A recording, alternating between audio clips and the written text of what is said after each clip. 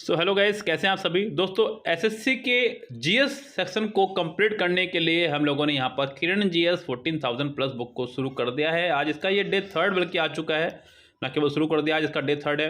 बहुत जल्द मैं इसका आर्ट एंड कल्चर का लेक्चर लेकर के आ रहा हूँ, थोड़े बड़े बड़े लेक्चर जिसको मैं 2 पार्ट्स में डिवाइड करूँगा। बिकॉज आर्ट एंड कल्चर के लगभग 354 क्वेश्चन हैं जो एसएससी ने पूछे हैं पिछले 10 से 12 सालों में। उनसे मैं 354 क्वेश्चन की सीरीज लेकर के आ रहा हूँ, आपकी 2 पार्ट्स में डिवाइडेड रहेगी। वो बहुत जल्द हम लोग लेकर के आ रहे हैं आप लोगों के लिए। देखिए दोस्तों, ये बुक बड़ी शानदार है आपके एसएससी के आने वाले एग्जाम्स के लिए। आपको पता है कि अगर आप यहाँ से करंट अफेयर्स का पोर्शन भी स्किप करें, क्योंकि करंट अफेयर्स तो आप खुद से करेंगे, बुक के अंदर नहीं है, तो बिना करंट अफेयर्स के भी आप इस बुक से 35 प्लस मार्क्स आराम से ला सकते हैं।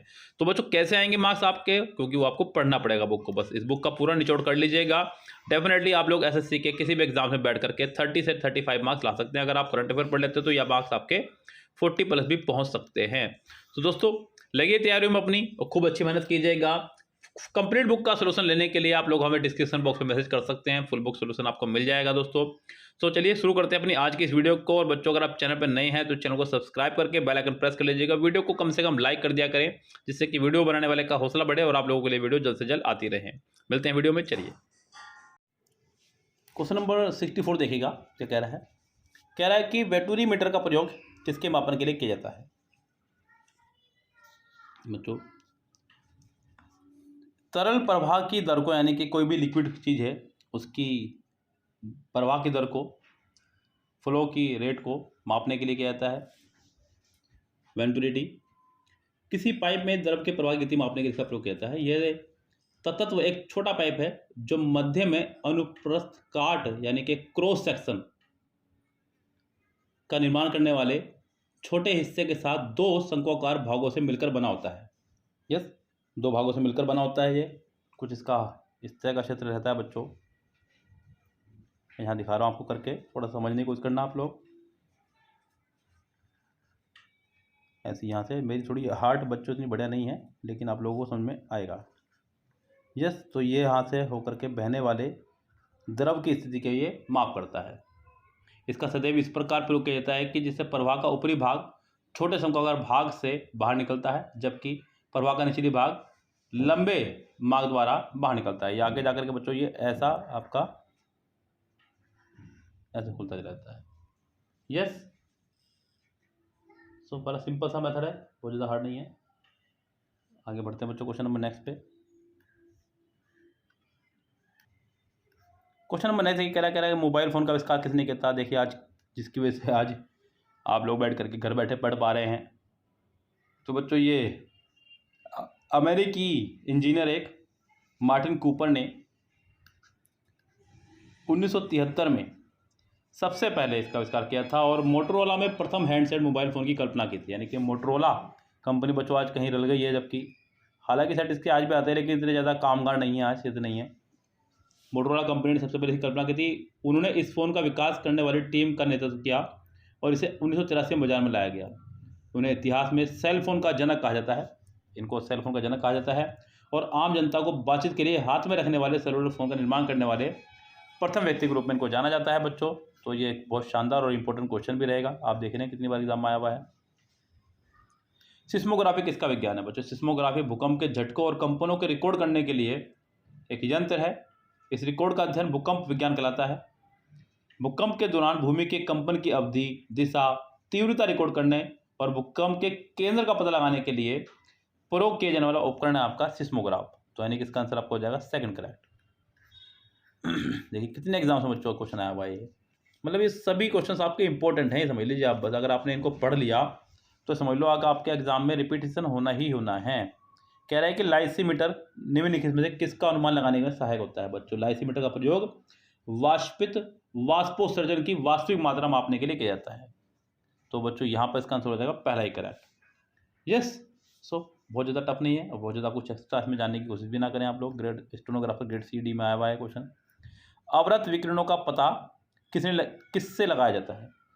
तो बच्चों, अवरक्त विकिरण यानी कि जिसको हम लोग नापते हैं फोटोमीटर से, एक उपकरण जिसके द्वारा अवरक्त किरणें यानी कि बच्चों परावैंगनी किरणें या फिर दृश्य प्रकाश किरणें, उससे इसका पता लगाते हैं बच्चों। तो इसका आंसर आपको हो जाएगा थर्ड करेक्ट। क्रायोजेनिक्स किसका अध्ययन है। भौतिक विज्ञान में क्रायोजेनिक्स निम्न तापमान पर पदार्थ के व्यवहार और उत्पादन का अध्ययन करने वाला विज्ञान है।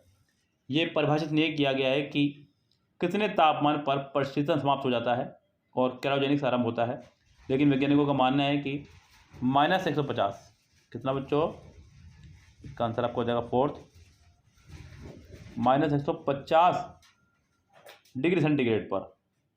यस, मिनिमम है, मतलब ये एग्जैक्ट तो नहीं पता है वैज्ञानिकों को भी, ये या इससे थोड़ा सा और कम, बस बहुत ज़्यादा डिफरेंस है। ओके, चलिए अगले क्वेश्चन में चलते हैं। क्या कह रहा है यहाँ से, एंटोमोलॉजी एक विज्ञान है जिसमें निम्नलिखित में से किसका अध्ययन किया जाता है। तो बच्चों एंटोमोलॉजी जीव विज्ञान की वह शाखा है जिसमें हम लोग कीट पतंगों का अध्ययन करते हैं, यानी कि कीटों का अध्ययन करते हैं। जीव विज्ञान की श्रेणी के अंतर्गत आने वाले अन्य अनेक क्षेत्रों के समान एंटोमोलॉजी टैक्सोन श्रेणी पर आधारित है। लगभग 1.3 मिलियन वर्णित प्रजातियों में से कीट पतंगों की 2/3 से अधिक प्रजातियों को सूक्ष्म जीवों के रूप में जाना जाता है। तो बच्चों 1.3 मिलियन से भी ज़्यादा वर्णित हैं बच्चों। वर्ल्ड वाइड वेब यानी कि बच्चों WWW का आविष्कार किसने किया था। तो बच्चों इसका आविष्कार किया था टिम बर्नर्स और ली द्वारा, यानी कि आपके दो लोग जिन्होंने आविष्कार किया है। 1989 में किया गया था इनके द्वारा। और बच्चों ये एक आपका इंफॉर्मेशन स्पेस है, यानी कि हम लोग कोई भी चीज़ें जो सर्च करते हैं यूट्यूब वगैरह पर, गूगल पर, कहीं पे भी, तो हमें एक URL डालना पड़ता है जो आपका काम करता है www से। यस, चलिए आगे बढ़ते हैं बच्चों। क्वेश्चन नंबर नेक्स्ट पे क्या करा है यहाँ से, क्वेश्चन नंबर नेक्स्ट में कौन सा कथन गलत है। अच्छा जी, देखते हैं, एक ही क्वेश्चन पढ़ना पड़ेगा। 1839 में एडवर्ड साइमन ने पॉलीस्टाइरीन की खोज की थी। इनका प्रयोग प्लास्टिक और CD बक्सों के लिए किया जाता है। ये प्राकृतिक तरीके से सड़नशील नहीं है, देखिए कोई नहीं। बच्चों ज़्यादा ध्यान दीजिएगा, ये जो पॉलीस्टाइरीन है मोनोमर स्ट्रीन से निर्मित एक सिंथेटिक एरोमेटिक पॉलीमर है, यानी कि इसे जीवाणु या अन्य सूक्ष्म जीव द्वारा विघटित नहीं किया जा सकता है। इसकी खोज एडवर्ड साइमन के द्वारा 1839 में की गई थी, यानी कि पहला वाला ऑप्शन आपका बिल्कुल करेक्ट हुआ है, इसमें कोई गलती आपकी नहीं है। चलो आगे बढ़ेंगे। इसकी खोज एडवर्ड साइमन द्वारा 1839 में की गई थी। पॉलीस्टाइरीन पूरे विश्व में प्रयुक्त होने वाले प्लास्टिक में से एक है। इसका प्रयोग मुख्यतः रक्षात्मक पैकिंग, यानी कि सही तरीके की पैकिंग करने के लिए, जैसे कि CD या DVD के मामले में, कंटेनरों, ढक्कन, बोतलें, ट्रे, डिस्पोजेबल कटलरी आदि के लिए किया जाता है। और ये सड़ता नहीं है जल्दी से, क्योंकि सड़ेगा कैसे बच्चों, प्लास्टिक है एक तरह की। और इसका मतलब कह सकते हैं कि तीनों विकल्प में से कोई भी गलत नहीं है, तो इसका आंसर आपका हो जाएगा फोर्थ करेक्ट। निम्न किस वैज्ञानिक ने मेसोट्रॉन नाम का मेजन दिया था। तो बच्चों इनमें से किस वैज्ञानिक ने मेसोट्रॉन नाम का मेसोट्रॉन दिया था, वो थे बच्चों आपके डॉक्टर होमी जहांगीर भाभा। यस, जब कार्ड डेविड एंडरसन ने इलेक्ट्रॉन और प्रोटॉन के मध्य द्रव्यमान के साथ एक नए कण की खोज की थी, तो उन्होंने 1933 में फिजिकल रिव्यू में प्रकाशित एक लेख में इसका नाम मेसोट्रॉन रखा। हालांकि प्रोफेसर R.A. मिलिकन के सुझाव पर उन्होंने इसका नाम बदलकर मेसोट्रॉन कर दिया। यद्यपि ये एंडरसन के नाम से सहमत नहीं थे, तब होमी जहांगीर भाभा ने फरवरी 1939 में नेचर जर्नल को एक संक्षिप्त पत्र भेजा, जिसमें उन्होंने इसका नाम मेजोन करने का सुझाव दिया।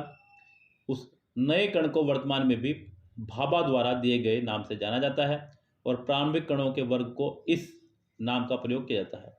यस, तो इसका आंसर आपको हो जाएगा third correct. Question number next देखिए, यहाँ पे क्या कह रहा है बच्चों,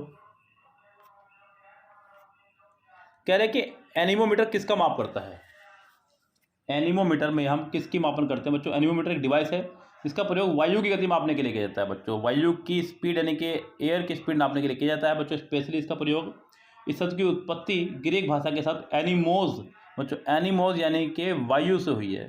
यस, यानी कि एयर से हुई है इसका, ये एयर ग्रीक भाषा में है बच्चों। तो एनीमोमीटर का निर्माण सर्वप्रथम लियोन बतिस्ता एल्बर्टी द्वारा 1450 में किया गया था। कब किया गया था बच्चों, 1450 में इसका निर्माण किया गया था। चलिए आगे बढ़ते हैं बच्चों। क्वेश्चन नंबर नेक्स्ट में यहाँ से क्या कह रहा है, निम्न में से कौन सा मिट्टी का अध्ययन है, इनमें से कौन सा अध्ययन मिट्टी का अध्ययन कहलाता है बच्चों नाम से पता चल रहा है मिट्टी की बात हो रही है यहाँ पर। बच्चों मिट्टी का अध्ययन को बोलते हैं पेडोलॉजी। पेडोलॉजी जीव विज्ञान की शाखा है जिसमें अपने प्राकृतिक पर्यावरण से मृदा का अध्ययन करता है। ये मृदा विज्ञान की 2 मुख्य शाखाओं में से एक है। दूसरी शाखा का नाम इंडेफोलॉजी है बच्चों, यानी कि इसका आंसर आपका हो जाएगा सेकंड पूरी तरह से करेक्ट।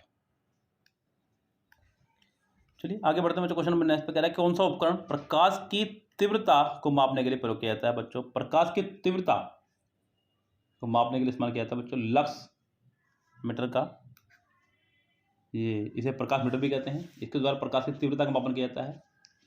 यस, इसकी जो प्रदीपन की जो इकाई है ये ऐसा यूनिट भी उसी की है ये बच्चों, लक्स ही। यस, चलिए आगे बढ़ते हैं। क्वेश्चन नंबर नेक्स्ट पे, दूर से चमकते पिंड के तापमान को किस यंत्र के द्वारा निर्धारित करते हैं। दूर से चमकते पिंड के तापमान को हम लोग करते हैं पायरोमीटर से बच्चों। पायरो यानी कि एक लैटिन भाषा का शब्द है जिसका मतलब होता है बच्चों आग, अग्नि। यस, फायर, चिता को भी बोल देते हैं बच्चों। तो दूर संवेदी थर्मोमीटर का एक प्रकार है जिसका प्रयोग सतह के तापमान को मापने के लिए किया जाता है।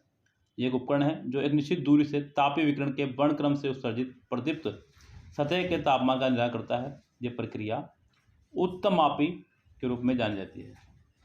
तापमापी सॉरी। यूडियोमीटर किसका मापन करता है बच्चों। यूडियोमीटर बच्चों हमारा है गैस मापी, यानी कि गैस का आयतन ये मापता है, यानी कि तीसरा आंसर हो जाए करेक्ट। तो उसका आंसर बच्चों थर्ड हो जाए करेक्ट पूरी तरह से। चलते हैं अगले क्वेश्चन की तरफ। क्या कह रहा है, बैक्टीरिया की वृद्धि डैश के द्वारा मापी जाती है। किसके द्वारा बच्चों, हिमेसिटोमीटर, स्पेक्ट्रोफोटोमीटर, कैलोरीमीटर या ऑक्सीजनीमीटर बच्चों। यहाँ अगर मैं बात करूँ यहाँ पर बैक्टीरिया की वृद्धि की तो बच्चों स्पेक्ट्रोफोटोमीटर के द्वारा इसकी वृद्धि मापी जाती है। जिसने भी ये विधियाँ कोशिकाओं के विभिन्न पैरामीटरों जैसे कि शुष्क भार, नम भार मापन, ऑब्जर्वेशन, कोशिका प्लेट्स, अविलता, ये सभी मापने में काम आती है बच्चों। तो ये एक ऑप्शन हो जाएगा इसका सेकंड करेक्ट। चलते अगले क्वेश्चन की तरफ। क्या करें यहाँ से,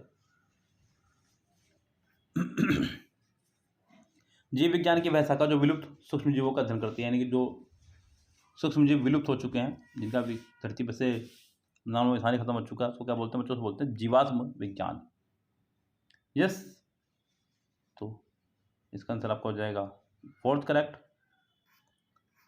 कह रहा है कि ब्यूफोर्ड स्केल, यानी कि ब्यूफोर्ड स्केल मतलब पैमाना से क्या मापा जाता है। ये प्रेक्षित समुद्री अवस्था पर आधारित वायु के वेग का वर्णन करते हैं, यानी कि हवा की गति नापती है ये। इसका आविष्कार आयरिश मूल के शाही नौसेना अधिकारी फ्रांसिस ब्यूफोर्ड, इन्हीं के नाम पर इसका नाम पड़ा है बच्चों, उन्होंने किया था। तो 1905 में उन्होंने इसका आविष्कार किया था। ये इंपॉर्टेंट रहेगा याद करने के लिए। इसका आंसर हो जाएगा थर्ड करेक्ट। आगे बढ़े क्वेश्चन नंबर नेक्स्ट पे। यहाँ से निम्न में से कौन विद्युत तार लेखी का आविष्कारक है। तो बच्चों इनमें से जो विद्युत तार लेखी का आविष्कारक है वो आपके Samuel F B Morse. Samuel F B Morse ने इसका आविष्कार किया था। अमेरिकी चित्रकार सैमुअल एफ बी मोर्स ने 1837 में यूरोपियन टेलीग्राफ के आधार पर सिंगल तार वाले इलेक्ट्रिक टेलीग्राफ सिस्टम के आविष्कार में योगदान दिया था। वह मोर्स कोड के सह विकासकर्ता थे और उन्होंने टेलीग्राफी के व्यापारिक विकास में सहायता की थी। यस, तो इसका आंसर आपको हो जाएगा पहला करेक्ट। और 1837 आप लोग याद रखना, इसे मत भूल जाना बच्चों किसी भी तरह से। आगे बढ़ेंगे बच्चों। क्वेश्चन नंबर नेक्स्ट पे क्या करें यहाँ पे, कृषि शास्त्र में किसको उन्नत किया जाता है बच्चों। कृषि शास्त्र एक ऐसा शास्त्र, कृषि विज्ञान इसको बोल सकते हैं आप लोग, जिसमें फल, ईंधन, रेशा इत्यादि के लिए पौधों की वृद्धि संबंधित विज्ञान और तकनीक है। यानी कि ये सब पौधों वगैरह के लिए है, यानी कि फसलों वाले पौधों के लिए कह सकता हूँ मैं इनको। विशिष्ट रूप से ये मृदा में वृद्धि करने वाली फसलों के अध्ययन से संबंधित कृषि विज्ञान की एक शाखा है बच्चों। जब बात खेती की हो, कृषि की हो, तो हम लोग बात फसलों की ही करेंगे। तो यहाँ पर इसका आंसर आपका हो जाएगा बच्चों सेकंड करेक्ट। ऐतिहासिक लेखों का संरक्षण, यानी कि जो पुराना लेख है, हमारे पूरा लेख हैं, उनके संरक्षण को क्या बोलते हैं बच्चों। बच्चों आपको पता होगा कि म्यूजियम नाम की कुछ चीज़ होती है जहाँ पर पुरानी चीज़ों को रखा जाता है, तो इसलिए इसका नाम हो जाएगा बच्चों म्यूजियोलॉजी। म्यूजियोलॉजी म्यूजियम और म्यूजियम क्यूरेशन का अध्ययन है। म्यूजियम की रूपरेखा के प्रारंभिक स्रोत के रूप में महत्वपूर्ण वस्तु के अंतर्गत आने के कारण यह प्रत्यक्ष रूप से ऐतिहासिक वस्तुओं के संरक्षण से संबंधित है। यानी कि इनडायरेक्ट वे में ये सिर्फ ऐतिहासिक चीज़ों को ही संरक्षित रखती है और उसी के क्षेत्र का ये विज्ञान है। तो इसका आंसर आपको हो जाएगा थर्ड पुत्र से करेक्ट। सूर्य की फोटोग्राफी के लिए किस उपकरण का प्रयोग किया जाता है? तो बच्चों सूर्य की जो किरणें निकलती हैं उनको हम लोग बोलते हैं स्पेक्ट्रो हीलियोग्राफी, यानी कि आपका आंसर हो जाएगा यहाँ पर फोर्थ करेक्ट। ये खगोल विज्ञान में प्रयुक्त होने वाला एक उपकरण है जो प्रकाश की एकल तरंग दैर्ध्य पर सूर्य की एक वर्णीय प्रतिबिंब का फोटोग्राफिक इमेज लिया जाता है। तरंग दैर्ध्य का चयन प्राय सूर्य में उपस्थित रासायनिक तत्वों में से एक के वर्णक्रमीय तरंग दैर्ध्य के साथ होने के साथ किया जाता है। तो बच्चों इसका आंसर आपको हो जाएगा फोर्थ करेक्ट। सेक्सटेंट उपकरण का प्रयोग किस में होता है बच्चों ये एक चिकित्सा उपचार है, नोट चिकित्सा उपचार बहुत माफी चाहूँगा बच्चों में। ये एक नौ संचालन यंत्र है जिसका प्रयोग खगोलीय मार्ग निर्देशन के उद्देश्य से एक खगोलीय वस्तु और क्षैतिज वस्तु के मध्य बनने वाले कोण का निर्धारण करता है। सेक्सटेंट का प्रयोग सामान्यतः सौर माध्या में सूर्य को देखने के लिए या ध्रुवीय क्षेत्र में रात्रि में अक्षांश के निर्धारण के लिए किया जाता है। बच्चों आपने भी इसका इस्तेमाल मैथमेटिक्स के अंदर जरूर किया होगा। जब हम लोग ट्रिग्नोमेट्री वगैरह पढ़ते थे तो उसके अंदर एक चैप्टर पढ़ते थे height and distance, yes second बोलते ना, तो यहाँ पे सेक उसी से बना बच्चों सेकंड। यस चलिए जी, पर्वतों का अध्ययन क्या कहलाता है? पर्वतों के अध्ययन को बोलते हैं बच्चों ओरोलॉजी। पर्वतों के अध्ययन से संबंधित भौतिक भूगोल की एक शाखा है। यह एक अनुसंधान का क्षेत्र है जो क्षेत्र रूप से पर्वतीय भूदृश्य द्वारा पृथ्वी की सतह पर आच्छादित एवं संकेंद्रित है, यानी कि इसका आंसर आपको हो जाएगा थर्ड करेक्ट। आसपास के वातावरण में पशुओं और पौधों के संबंध को क्या कहते हैं? आसपास के वातावरण में पशुओं और पौधों के से संबंधित विज्ञान को क्या कहते हैं, ये पूछ सकता है। तो बच्चों उसको बोलते हैं पारिस्थितिकी विज्ञान, यानी कि अंग्रेजी में इसको बोल सकते हैं आप लोग इकोलॉजी। यस, ये सूक्ष्म जीवों की प्रचुरता, वितरण और अपने पर्यावरण के प्रति उनके संबंधों को निर्धारित करने वाली प्रक्रियाओं और प्रतिमानों के अध्ययन के रूप में प्रभावित किया जाता है। यह एक क्षेत्र में रहने वाले विभिन्न सूक्ष्म जीवों और उनके भौतिक पर्यावरण के मध्य पारस्परिक संबंधों का अध्ययन करने वाला एक विज्ञान है। इसका आंसर आपको हो जाएगा फर्स्ट करेक्ट। स्फिग्मो मैनोमीटर बच्चों रक्त दाब को मापता है। दिए गए विकल्पों में से किस में रक्त दाब को मापता है? अच्छा, ये एक अच्छा क्वेश्चन थोड़ा सा घुमा के दिया गया है। तो बच्चों धमनियों में दो तरह की हमारे यहाँ पे रक्त की शिरा होती है बच्चों, धमनी और शिरा, आपको बहुत अच्छे से पता होगा। तो सुव्यवस्थित धमनी रक्त दाब को मापने के लिए प्रयुक्त होने वाला उपकरण आपका रक्त दाब मापी यानी कि स्फिग्मोमीटर कहलाता है। यह उपकरण संपीड़ित बल्ब की नली द्वारा जुड़े फूलने वाले रबड़ कफ और कांच की नली का बना होता है। कांच की नली में मरकरी कॉलम अंतर्निहित होता है। कफ में हवा भरने के लिए बल्ब का प्रयोग किया जाता है और मरकरी कॉलम के ऊपर उठ पाने की स्थिति में उसका दाब पता लगा पाते हैं। तो इसका आंसर आपको हो जाएगा थर्ड करेक्ट। आगे बढ़े बच्चों क्वेश्चन नंबर नेक्स्ट पे आप लोग यहाँ से, और लगभग 100 की तरफ हम लोग बढ़ते चल रहे हैं। मलेरिया फैलाने वाले रोगाणुओं की खोज किसने की थी? तो बच्चों मलेरिया फैलाने वाले रोगाणु की खोज की थी चार्ल्स लुई अल्फोंस लेब्रेन ने। यस, फ्रांसीसी सेना के ये एक कंस्टेंटाइन थे। 1880 में उसकी खोज की थी कि मलेरिया प्रोटोजोआ परजीवी के कारण फैलता है। इस खोज के लिए लेब्रेन को 1907 में नोबेल पुरस्कार भी मिला था। तो ये आपको हो गया एक इंपॉर्टेंट क्वेश्चन। डायनामाइट का आविष्कार किसने किया था बच्चों? ये तो एक बहुत शानदार आविष्कार समझ लीजिएगा, इतिहास के पन्नों में लिखा जाने वाला आविष्कार, जिनके नाम पर नोबेल पुरस्कार की शुरुआत हुई है। इसका आविष्कार किया था बच्चों एल्फ्रेड नोबेल के द्वारा, और उन्हें अपने आविष्कार के लिए 7 मई 1867 को इंग्लैंड में और 19 अक्टूबर 1867 को स्वीडन में पेटेंट प्राप्त किया था। बारूद और नाइट्रोग्लिसरीन के सुरक्षित विकल्प के रूप में डायनामाइट का प्रयोग व्यापक स्तर पर किया जाता है। तो बच्चों इसका आंसर आ जाएगा अल्फ्रेड नोबल, और इनके नाम पर नोबेल पुरस्कार शुरुआत हुई थी। मौत का सौदागर इन्हीं को कहा जाता है। जकारियास जानसेन ने किसका आविष्कार किया था? सोचो। 1595 में प्रथम प्रकाशीय सूक्ष्मदर्शी का आविष्कार करने का श्रेय डच के दो चश्मा निर्माताओं हैंस और जकारियास को दिया जाता है। प्रथम वास्तविक संयुक्त सूक्ष्मदर्शी का आविष्कार करने का श्रेय जॉनसन को दिया जाता है। बच्चों तो इसका आंसर आपको हो जाएगा थर्ड करेक्ट, जॉनसन को ही, जॉनसन ही जॉनसन है बच्चों। इसका आंसर आपको हो जाएगा थर्ड करेक्ट। जमे हुए भोजन की खोज किसने की थी? बच्चों जमा हुआ भोजन की खोज की थी क्लोरेंस बर्ड्स आई, अमेरिकी एक उद्यमी कह सकते हैं इसको, एंटरप्रेन्योर यानी कि बिजनेसमैन और प्रकृति वैज्ञानिक क्लोरेंस वर्ड्स आई को आधुनिक प्रशिक्षित खाद्य उद्योग यानी कि जमे हुए भोजन के संस्थापक के रूप में जाना जाता है। उन्होंने 1924 में तीव्र हिमीकरण विधि का आविष्कार किया था, जिससे प्रशिक्षित खाद्य पदार्थों के प्रकार का निर्माण हुआ, जिसे हम भली बात ही जानते हैं। तो इसका आंसर आपको हो जाएगा यहाँ पर सेकंड पूरी तरह से करेक्ट। अगले क्वेश्चन में पढ़ते हैं क्या कह रहा है यहाँ से। निम्न में से किसका आविष्कार सर हम्फ्री डेवी ने किया था? तो बच्चों इन्होंने किया था सेफ्टी लैंप का।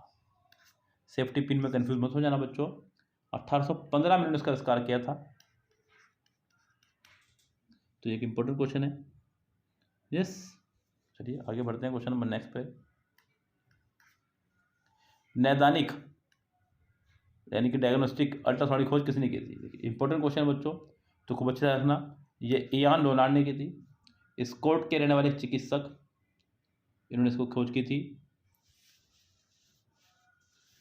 चलिए बहुत इंपॉर्टेंट क्वेश्चन है, तो थोड़ा सा ध्यान से इसको लिख लीजिएगा। सेंटीग्रेड माप स्केल का आविष्कारक कौन है? तो बच्चों नाम से आपको क्लियर हो जाएगा कि कौन सा आंसर होना चाहिए। Anders Celsius, Daniel Gabriel Fahrenheit, William Thomson, Wright brothers. बच्चों नाम सेंटीग्रेड है तो सेल्सियस की बात करेंगे, यानी कि पहला आंसर उसको हो जाए करेक्ट। और एक स्वीडिश खगोलज्ञ है ये एंडर्स सेल्सियस ने 1742 में बच्चों कब की थी इन्होंने खोज इसकी? 1742 में इन्होंने इसका आविष्कार किया था। सेल्सियस तापमान पैमाने का आविष्कार किया था। इनके द्वारा आविष्कृत सेल्सियस पैमाने में समुद्र जल के वायु दाब पर शुद्ध जल के हिमांक और क्वथनांक के मध्य 100 डिग्री होता है। और बच्चों ये यूनिवर्स की खोज की थी 1742 में, ध्यान रखिएगा। यस, चलिए आगे बढ़ेंगे क्वेश्चन नंबर नेक्स्ट पे क्या कर रहा है। क्वेश्चन नंबर 97, पोटेशियम की खोज किसने की थी? पोटेशियम की खोज किसने की थी बच्चों? पोटेशियम धातु को सर्वप्रथम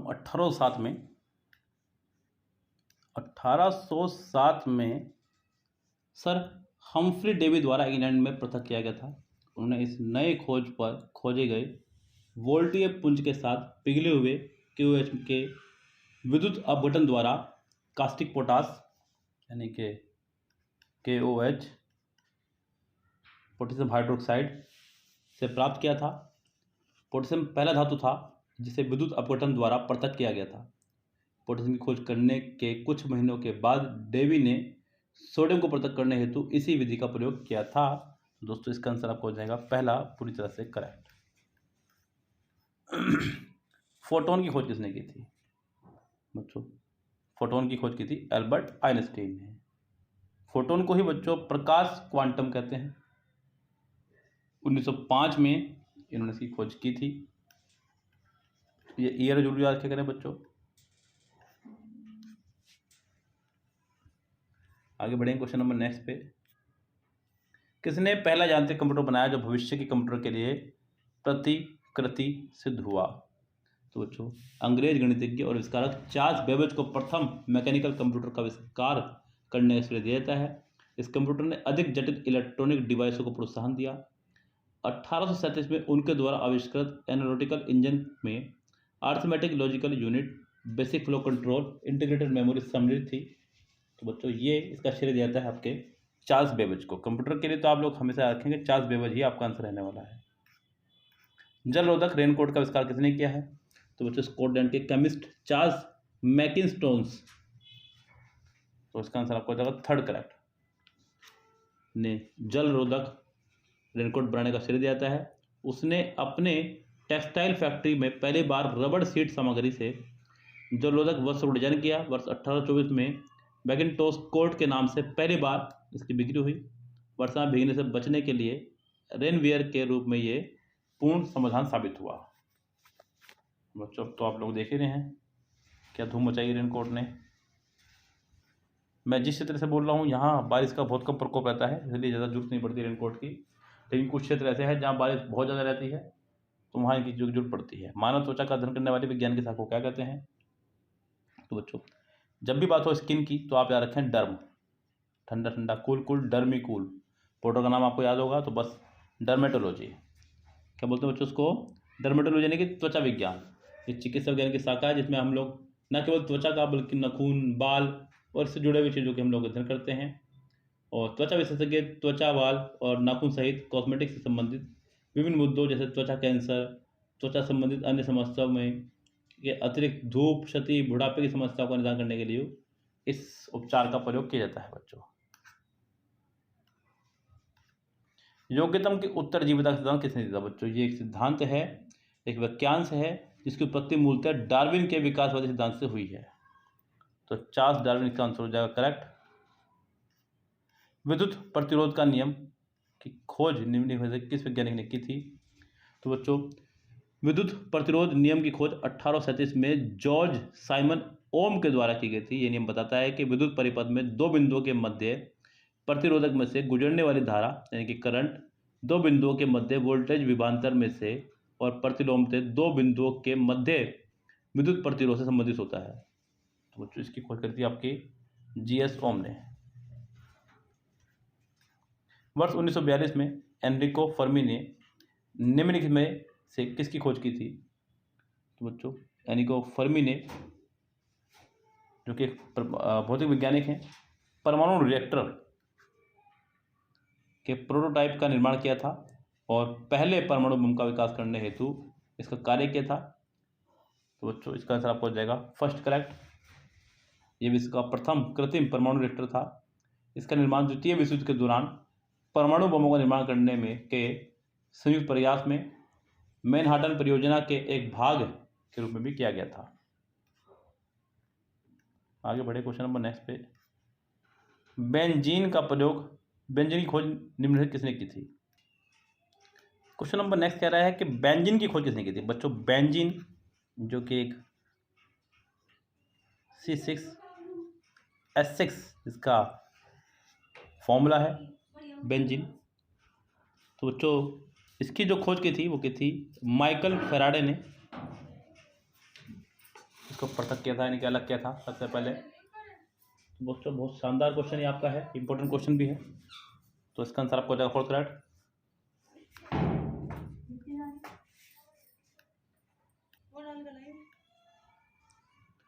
माइकल फैराडे ने प्रदीप्त गैस के उत्पादन से उत्पन्न तेलीय अवशेष से सर्वप्रथम 1825 में, कब बच्चों? 1825 में बेंजीन को पृथक किया गया और उसकी पहचान की थी। इसे हाइड्रोजन का बाई कार्बोनेट नाम दिया गया था। 1833 में इलहार्ड मिसचेरलिच ने बेंजोइक एसिड और चूने के आसवन से इसे उत्पन्न किया था और इस यौगिक का नाम उन्होंने इसे बेंजीन दिया। ये दोस्तों तो इसका आंसर हो जाएगा आपका fourth correct. Thomas Alva Edison ने बिजली के बल्ब की खोज की। एडिसन एक थे बच्चों, कहाँ के थे रहने वाले वैज्ञानिक? तो बच्चों ये एक अमेरिकी वैज्ञानिक थे और व्यवसाय भी थे। अमेरिका के महान आविष्कारकों में इनकी गिनती की जाती है बच्चों। जब बड़े बड़े वैज्ञानिकों की बात की जाए अमेरिका की तो इनका नाम सबसे पहले लिया जाता है। और बहुत सारे उन्होंने खोज की हैं। फोनोग्राफ, गति से फोटो लेने वाला कैमरा, मोशन पिक्चर यानी कह सकते हैं इसको, विद्युत बल्ब और बहुत सारी चीज़ें बच्चों। प्रथम विश्व युद्ध में भी इन्होंने ऐसे बहुत सारे उपकरण बनाए जिसका अमेरिका को लाभ मिल सका। तो इसका आंसर आपको हो जाएगा सेकंड करेक्ट बच्चों। इस वीडियो को हम लोग यहीं अपनी समाप्त करेंगे। आगे क्वेश्चंस को हम लोग अगले वीडियो में कंटिन्यू करते हैं बच्चों। ओके चलिए।